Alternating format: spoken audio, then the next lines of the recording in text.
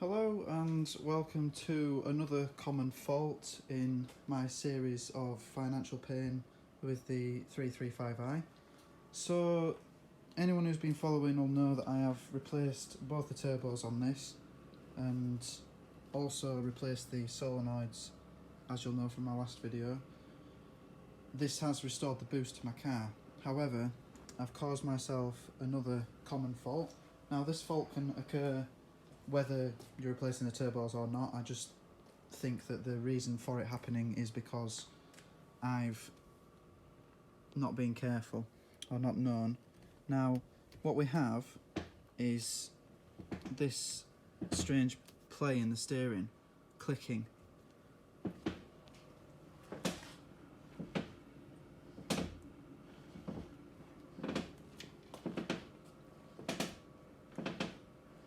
Now this happens whether the car is on or off, and it's not very easy to determine where the noise is coming from.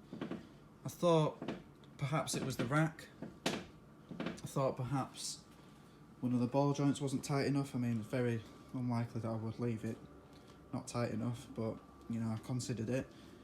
And we seem to have come to the conclusion that it's the universal joint on the power steering going to the rack here. Now this part to replace comes as a complete top and bottom joint. You can't quite see the top joint, just at the back there. And a quote from BMW was £240 plus VAT, even with a trade discount. So I bought myself one on eBay for £15 that I'm going to fit today. Nice movement, feels really tight, so I'm hoping that this will fix the problem.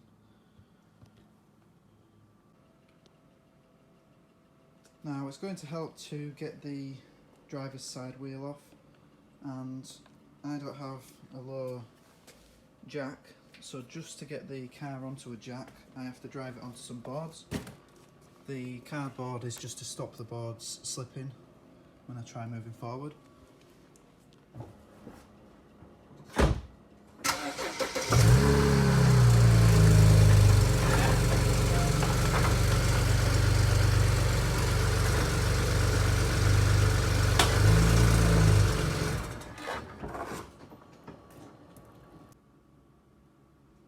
So I've jacked the car up from the side. There is a central jacking point if you want to use that, and make sure you get an axle stand or two under the car just in case. And you'll want to place the steering in the central lock.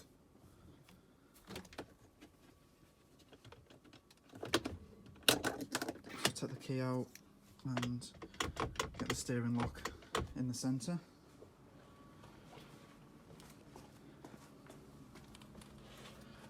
And now if you look up here, you'll see the bolt you need to remove out of the lower joint. Try to get in there for you.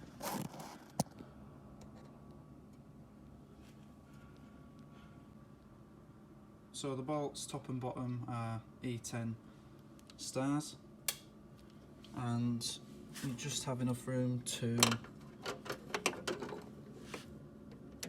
undo them from this area here.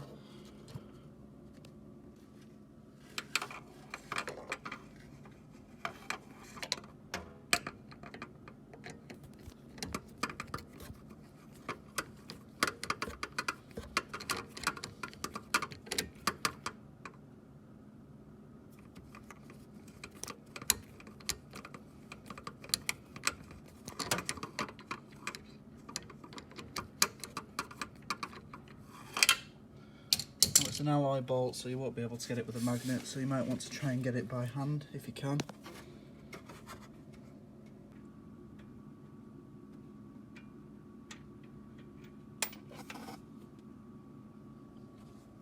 Now BMW do say you should replace these.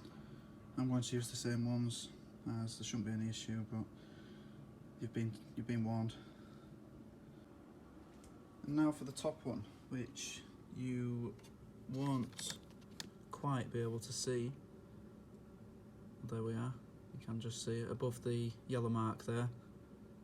And to get to that one, you'll need to remove the cabin filter and this part here below it.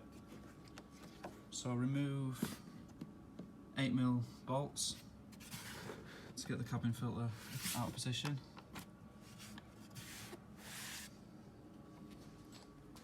And then under these covers here,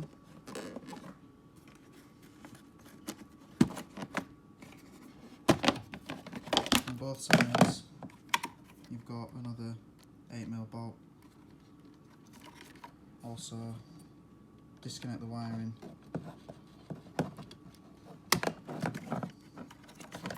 There's some wiring on the other side as well for the bonnet close detector. So now with the cabin filter panel out of the way, we can access the top joint, as you can see here.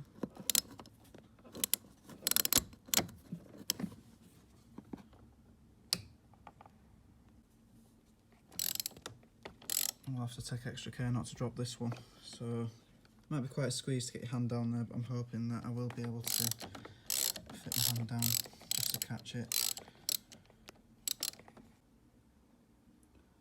So what I did was loosened it fully and grabbed it with this retrieval tool here.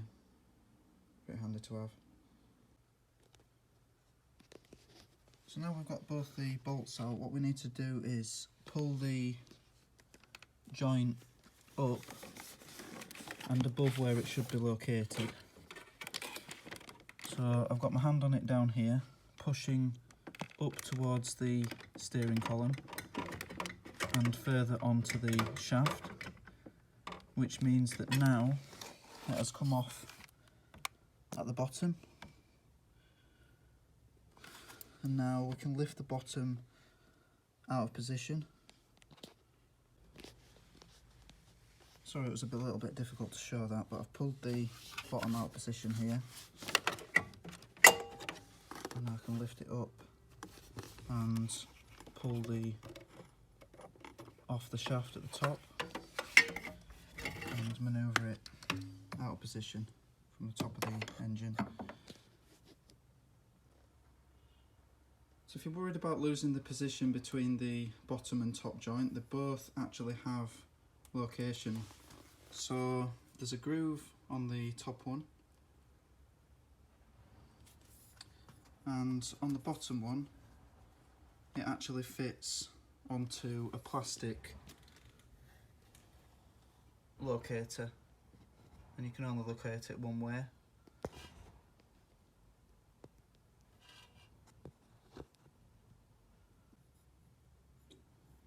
So obviously refitting is the reversal of removal. I'm going to fit this part. I'll put a bit of Loctite on the old bolts and we'll see if the noise has gone. Just a quick tip when refitting, as I only jacked up one side of the car and it seems that I'd knocked the wheels out of alignment with the steering wheel, so I was struggling to get the bottom one on. So what I had to do was fit the top one first, as that shaft goes right in and out quite easily, so it's difficult to fit the top one second. I then, to fit the bottom one, as it had gone out of centralisation, took the steering lock off so that the wheel could move freely, allowing me to twist the joint arm enough to fit it back on the shaft.